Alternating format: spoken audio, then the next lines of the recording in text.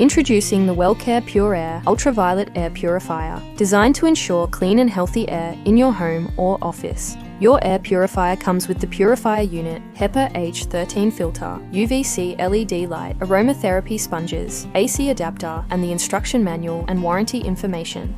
To set up, simply plug the AC adapter into the purifier and connect it to a wall outlet. After that, the power indicator lights up red and the purifier is ready for use. Tap the power button on the touch panel to turn it on. The default fan speed is set to medium. You can adjust the fan speed to low, medium, high, or sleep mode by tapping the fan icon.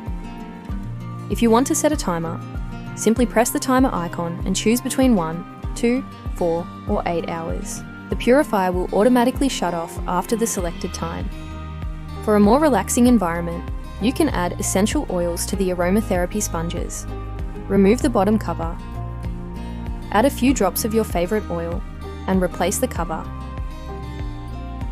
The scent will disperse as the air purifier operates. The HEPA filter will last for up to 6,000 hours. When the filter replacement indicator flashes, it's time to replace the filter. Turn off the purifier, remove the bottom cover, and replace the old filter with a new one.